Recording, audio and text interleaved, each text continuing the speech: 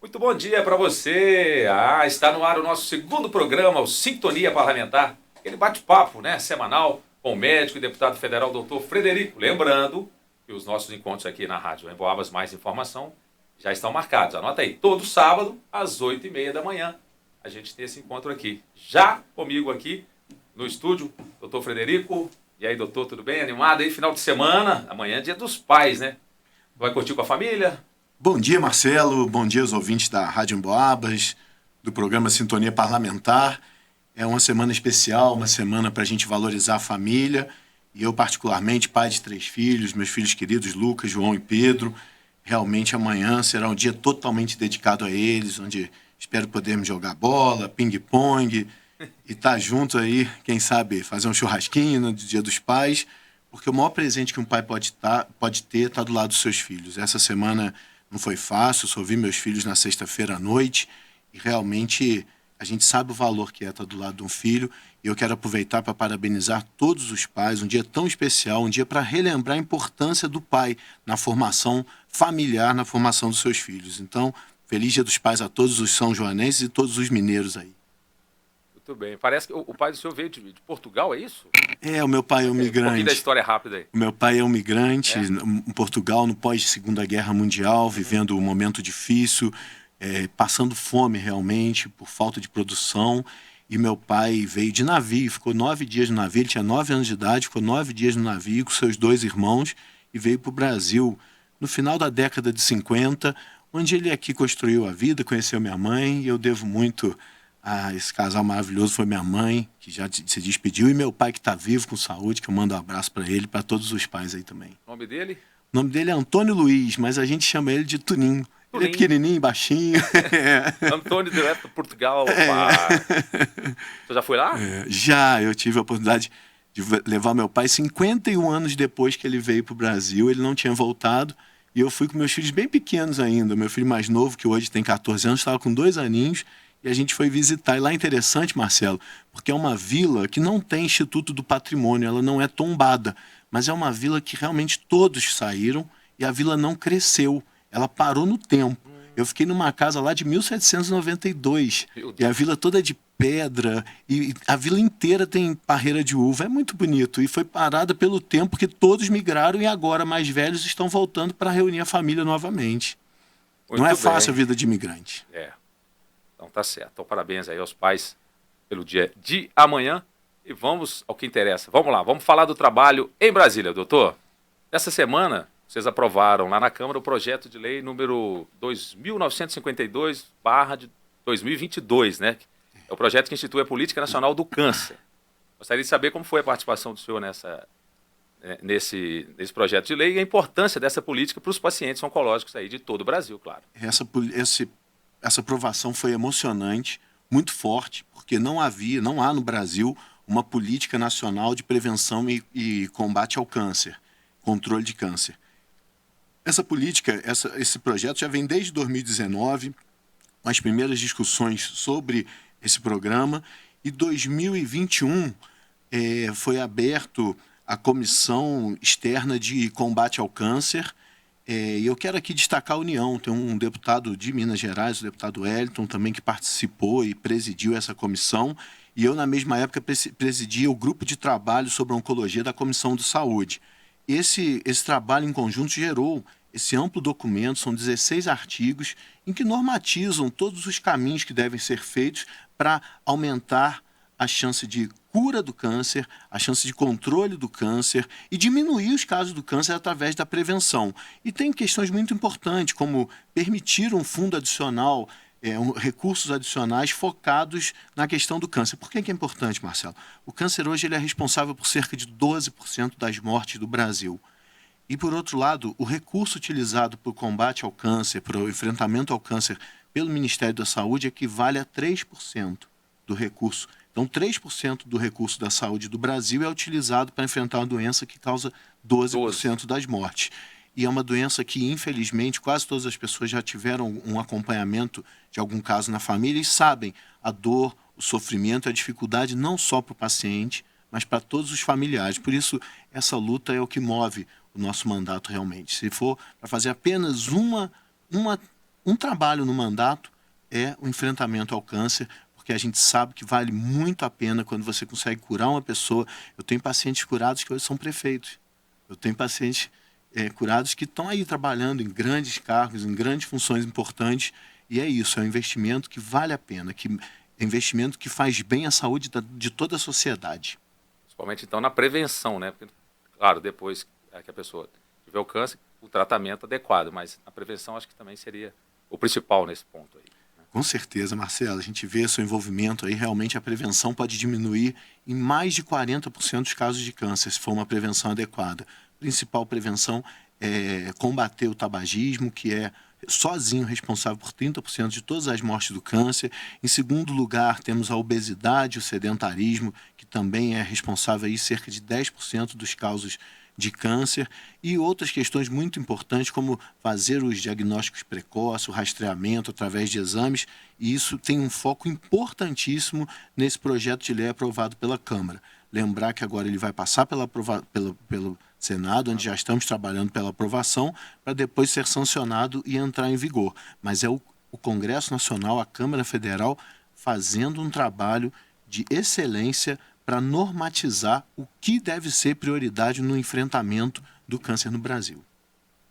Deputado, agora eu quero chamar a atenção para uma mobilização, né, que você está fazendo, que eu achei importante, que é um abaixo-assinado para que o Conselho Nacional de Justiça reveja a Resolução 487 deste ano. Eu dei uma olhada nesse assunto, e é uma resolução, né, que tem a ver com o fechamento de hospitais de custódia no país. Eu, inclusive, assinei lá, o abaixo-assinado está lá, um dos primeiros eu recebi, e está lá o meu nome também. Então explica, por favor, para a gente, deputado, por que essa resolução é tão polêmica, né? Como que as pessoas podem participar também, assim como eu participei desse abaixo-assinado. Marcelo, quero te agradecer muito, tá, por ter participado, entender a importância. Na verdade, essa resolução do Conselho Nacional de Justiça vem da influência antimanicomial, que realmente os manicômios no passado tiveram efeitos muito deletérios. A gente entende que o lugar melhor para se fazer o tratamento das doenças e transtornos mentais é próximo à família. Então, sempre que possível, deve ser feito. Parabenizo aos CAPs aí pelo trabalho excelente em nível ambulatorial, só que a gente não pode generalizar. O que está se tratando dessa resolução é fechar os hospitais de custódias, ou a gente fala manicômio judicial, que é onde faz a detenção de pessoas que sofrem de transtornos mentais, que cometeram crimes bárbaros. São pessoas que não têm limites devido ao seu transtorno, à sua doença, não tem limite, não tem valorização da vida humana, não tem medo de punições e cometem os crimes mais atrozes aí. É o maníaco do parque, são pessoas aí que assassinam pessoas da própria família, mães, filhos, pais, avós. E essas pessoas, elas são doentes, elas têm transtornos graves. Então, elas ficam nesse manicômio judicial, recebem todo o tratamento médico, tratamento multidisciplinar, psicológico, recebem os medicamentos, recebem a segurança dos agentes penitenciários, da polícia penal, para que eles não se machuquem uns aos outros. Então, esses hospitais de custódias, ou manicômio judicial, eles estão lá para proteger essas pessoas doentes, com transtornos mentais, e que muitas vezes não são aceitas pela família, porque imagina alguém que matou uma pessoa da própria família, a família não vai aceitá-lo mais. Então esses são feitos para cuidar dessa pessoa, preservar a vida dessa pessoa. Eu vou falar um detalhe interessante, a gente visitou recentemente o Hospital Jorge Vaz em Barbacena. Eles têm que colocar os chuveiros mais simples de plástico para evitar que as pessoas se enforquem no chuveiro. É muito detalhe. A gente está lidando com pessoas altamente com transtornos pesadíssimos. Então, assim, está preservando a vida dessas pessoas, a dignidade dessas pessoas e preservando a sociedade como um todo. Então, a gente entende, com todo respeito ao CNJ, que tem contribuições importantes no sistema judiciário brasileiro, mas essa resolução, com certeza, ocorreu algumas falhas de avaliação graves e devem ser revistas. Quero destacar aqui o deputado federal de São Paulo, que tem abraçado muito essa causa, o deputado Kim Kataguiri, que essa semana aprovou na Comissão de Constituição e Justiça um projeto de lei para sustar essa resolução do Conselho Nacional de Justiça, mas é um passo só. Ainda vai ter que ir para outras comissões, para o plenário, depois Senado. Então a gente pede o apoio da população, a gente pede que entre lá no Instagram, na bio do Instagram está o link para poder fazer o abaixo-assinado, porque a gente precisa demonstrar que a população está sensível a essa questão, que a população quer proteger essas pessoas com transtornos mentais e principalmente proteger a sociedade, proteger as nossas famílias, nossos filhos e filhas, os nossos sobrinhos e netas dessas pessoas que não têm limite para cometer atos atrozes, graves, absurdos aí. Então, eu nunca gostaria de ter pedido um abaixo-assinado desse. Mas a gente não tem saída. É para mostrar força, principalmente pela nossa região aqui, ter o hospital em Barbacena, que é o Hospital Jorge Vaz, que é o primeiro hospital de custódia para pessoas com transtornos mentais do Brasil, e é modelo. Eu visitei pessoalmente e vi a estrutura, a higiene, os procedimentos de saúde, a dedicação dos profissionais, o envolvimento deles lá e realmente o carinho. E escutei, inclusive, Marcelo, eu escutei uma senhora que estava lá como detenta falando: aqui é meu paraíso, a rua é o meu inferno. Então eles estão protegidos e a sociedade protegida. Por favor, nos ajudem. É uma pauta importantíssima que a gente precisa do apoio popular. E, mais uma vez, muito obrigado, Marcelo, você já ter sido um dos primeiros a assinar aí. Já assinei. Tem até um amigo que trabalha lá em Barbacena. Então, no Instagram, tem o link lá, né, doutor? Dr. Frederico MG, então, o Instagram. Vamos com mais um tema de Brasília. O doutor ministro do STF, o Gilmar Mendes, liberou nesses dias a retomada, né, do julgamento sobre o porte de drogas para uso pessoal. Ele sugeriu que essa ação seja incluída na pauta a partir do dia 16 desse mês. O placar, no momento, lá no STF, está 4-0 para que não seja crime o porte da droga de uso pessoal. Então, eu gostaria de saber a sua opinião sobre esse tema, né? Não apenas como médico e deputado que o senhor é, mas também, claro, como cidadão brasileiro.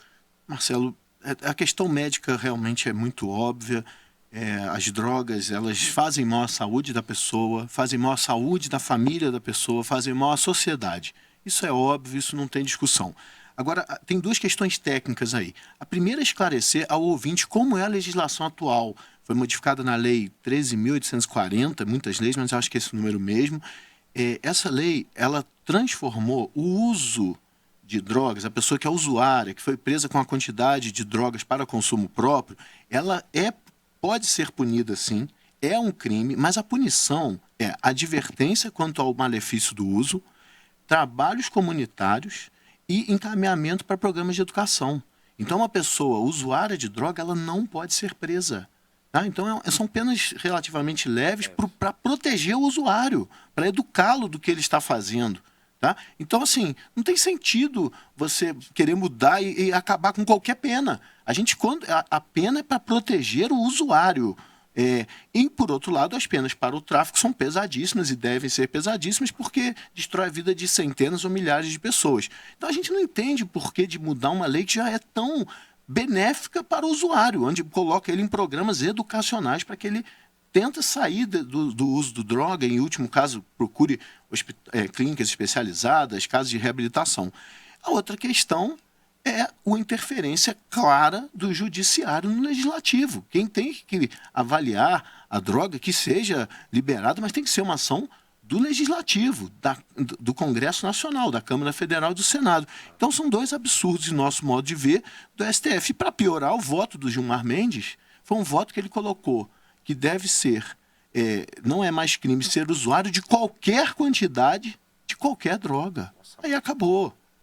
Ele está legalizando o tráfico de drogas. Então isso é muito sério, medidas do Congresso estão sendo tomadas também, mas demonstra os excessos do Poder Judiciário que a cada semana estão deixando mais claro para a população que passou de todos os limites do equilíbrio do poder do Brasil. E isso aí é um fato grave que quem vai sofrer são os usuários, os familiares e a sociedade como um todo, como a gente tem visto aí, aumentando os índices de violência devido principalmente a esses cartéis, essas quadrilhas de tráfico de droga.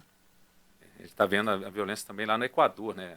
Principalmente essa semana aí, justamente por causa das drogas. É isso aí. Vamos agora então para a participação dos nossos ouvintes. É o diálogo aberto aqui no Sintonia Parlamentar.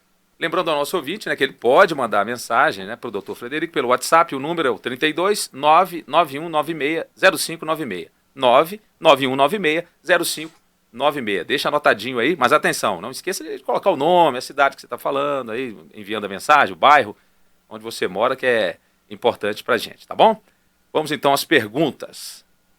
Primeira do Robson Vieira, da cidade de Barroso. Quer saber a sua opinião sobre a ação da PM de São Paulo lá no Guarujá.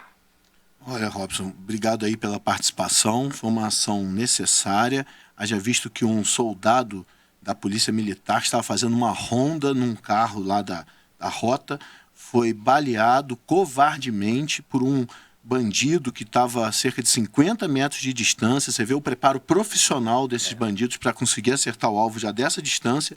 E isso levaria um pânico, um temor à Polícia Militar de fazer esse trabalho de ronda para levar segurança à comunidade. Por isso que a Polícia Militar de São Paulo atuou com muita firmeza e o resultado foi a prisão de mais de 240 bandidos dessa facção criminosa que é o primeiro comando da capital, o PCC, e a morte de mais de 10, eu acho que 14, desculpa, assim, mas mais de 10 com certeza morreram. Resumindo, a polícia enfrentou um pelotão de criminosos fortemente armados com mais de 250 homens que reagiram à operação policial, porque se entregassem ninguém morreria, seriam presos, faria-se justiça sem levar à morte. Mas quando você enfrenta um pelotão de 250 homens armados, você precisa agir com a mínima segurança para os seus. E, infelizmente, pessoas perderam a vida nessa operação, mas eu tenho certeza que a polícia saiu fortalecida e a segurança pública também, porque o lugar de bandido é na cadeia e o bandido não pode matar pessoas do bem. Muito bem. Agora uma mensagem aqui do Edmar. Ele disse que é de Divinópolis. Ah, tá, mas mora aqui em São João del Rei, tá certo. Doutor, os deputados e os senadores estão omissos. Parece que estão com medo de enfrentar os corruptos e os bandidos da política. Ajude o povo brasileiro. O homem tá bravo aqui. Essa sensação é de muitas pessoas. Mas a gente lembra que a gente vive uma democracia e essa democracia, com todos os problemas, com todos os abalos, ela tem uma maioria e uma minoria. E hoje a oposição ao atual governo, a oposição às práticas de corrupção, a oposição aos absurdos jurídicos são minoria. São minoria. A maioria é ou do centro, que vive das emendas parlamentares e acaba aceitando muita coisa para ter direito às emendas parlamentares, ou da esquerda que concorda com tudo isso que está aí. E a gente precisa respeitar essa democracia, fazer o que a gente pode. São várias CPIs que não são fáceis de ser feitas para investigação, para apuração de fatos. São vários projetos de lei, várias leis aprovadas para diminuir o dano do que vem acontecendo, mas só muda na urna. Então, ano que vem a gente tem a chance nas eleições municipais de colocar as pessoas mais comprometidas com o poder público, o dinheiro público, e em 2026 a gente tem novamente essa chance a nível nacional. E quem vai aumentar o número de políticos que defendem a honestidade, defende a ética, defende a segurança pública é o eleitor. Muito bem. Temos aqui também a Maria do Carmo, bairro Bonfim, aqui de São João del Rei. Legal, nosso querido Bonfim. Ela comentou por que cada dia que passa a nossa saúde está pior aqui em São João e também na região. Os deputados precisam ajudar. Eu sei que você ajuda, até mais um pedacinho, e você atende seus pacientes uma vez por semana. Mandou beijos também. Beijos, Fred, meu grande amigo. Maria do Carmo, amigona, muito obrigado pela participação. Maria do Carmo, a gente vem ajudando com as emendas. A gente, só para o que o ouvinte ter noção, o repasse da saúde federal para a saúde de São João del Rei, ele aumentou em mais de 40% de 2018 a 2022. No período a inflação foi cerca de 30%. O repasse total aumentou quase 60% quando você fala de recursos para a saúde e outros recursos. No último ano, 2022, esses repasses passaram de 120 milhões de reais, só repasses federais, fora impostos estaduais, ICMS, arrecadação municipal. Então, recurso tem. É o suficiente? Eu não vou falar que é o suficiente, porque a saúde realmente ela tem uma demanda muito grande. Agora, você teve um aumento de 40% do recurso. E se você não teve uma melhoria da qualidade de atenção, falta gestão. Não estou falando que é fácil, não estou aqui para criticar a Secretaria de Saúde, nem para criticar a Prefeitura, não, porque não é fácil de fazer gestão da saúde.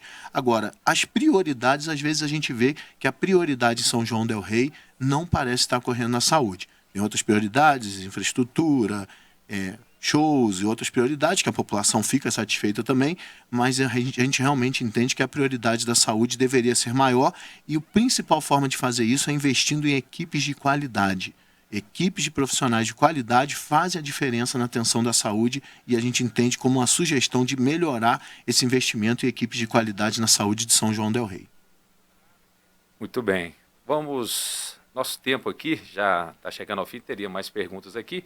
A gente deixa para o próximo programa Sintonia Parlamentar, então, as demais perguntas. Lembrando, né, para o senhor destacar mais uma vez aí, as redes sociais, às vezes quando chamo de você, de senhor, eu respeito aqui, mas fica por isso mesmo, Facebook, Instagram. A gente já teve o privilégio de compartilhar bons momentos aí. Mas fica o microfone que aí fica uma coisa mais, entre aspas, distante. De vez em quando vai você, vai senhor, mas para você falar as redes sociais mais uma vez, é sempre bom destacar e obrigado mais uma vez. Marcelo, muito obrigado Emboabas, obrigado principalmente a todos os ouvintes do Sintonia Parlamentar e continuem acompanhando o nosso trabalho, mandando suas críticas, sugestões, elogios, perguntas pelas redes sociais DR Frederico MG, Facebook, Instagram, Twitter, TikTok, do DR Frederico MG, e a gente vai estar sempre à disposição junto com a nossa equipe a estar respondendo e atendendo aí suas críticas, sugestões, elogios e perguntas. Muito obrigado a todos, muito obrigado, Marcelo. Obrigado então a todos. Na próxima semana, próximo sábado, 8h30 da manhã, a gente está de volta com Sintonia Parlamentar. Até lá!